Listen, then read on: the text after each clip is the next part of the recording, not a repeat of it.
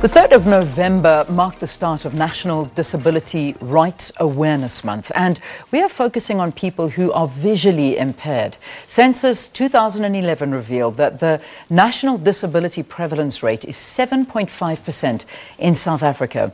The report further indicated that disability is more prevalent among females compared to males. Well, joining us in studio now to talk more about this, we have Modiri Matshwane, who is the principal of Optima College.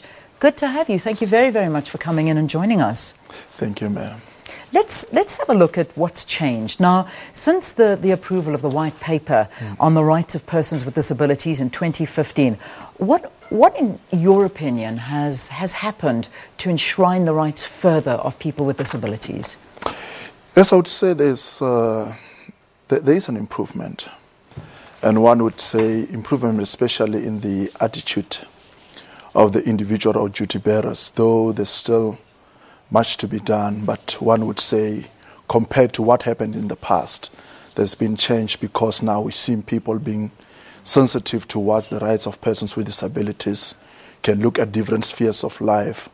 Especially for us, persons with visual impairment, you look at the right to education, whereas in the past we were limited to special schools. Now it's been recognized that it can be mainstreamed with other learners, and even for employment, the attitude of managers and those who have been put in charge for employment of persons with disabilities is improving. I cannot say we are already there, but there is but there has been some change, and positive changes. Positive change for that What about matter. grant payments?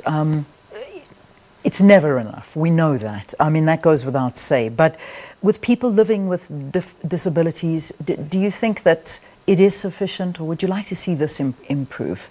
It would be better if it will improve, because, you know, even not only mention disability grant, if opportunities were available to persons with disabilities, for them to be able to contribute towards the economy of the country, that will really boast the status of persons with disabilities, other than just to emphasize disability grant. But then we also acknowledge that people who are severely disabled, disability grant is never sufficient.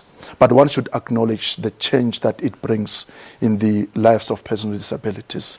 But like you rightly pointed out, it's never sufficient. No, it and isn't. you look at the prices that has just escalated, and the petrol pricing, it puts much burden on persons with disabilities, because you would imagine, if I'm severely disabled, for me to go for shopping, I would need somebody to go with me.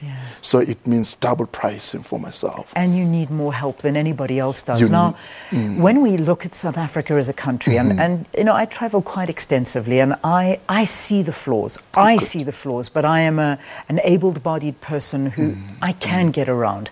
But I worry for disabled people, whichever category they fall under. Is South Africa equipped, whether it be the business place, whether it just be general shopping centres, or just getting around? Are we equipped to deal with disabilities in South Africa?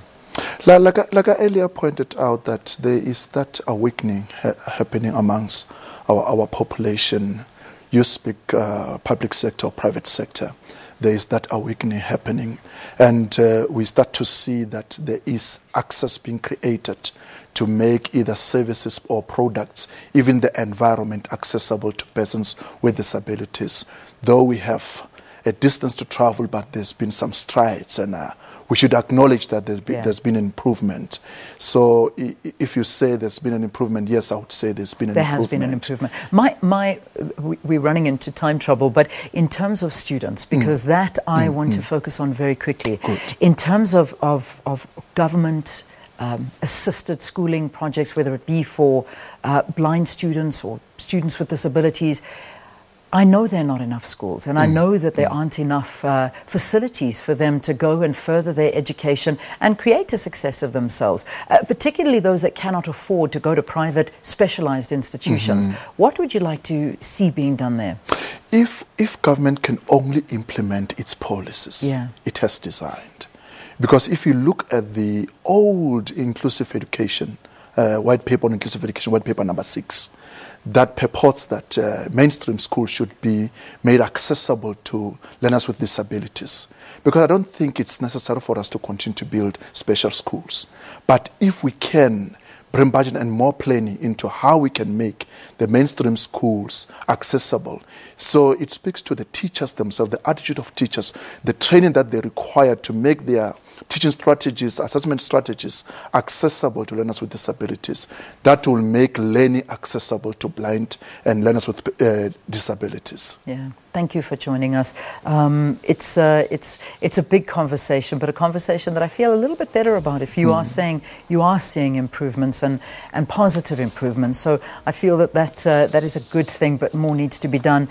This was Modiri Eugene Matshwane. He is the principal of Optima College, talking to us about National Disability Awareness Month. We take a break. Quick goodbye after this. Stay tuned.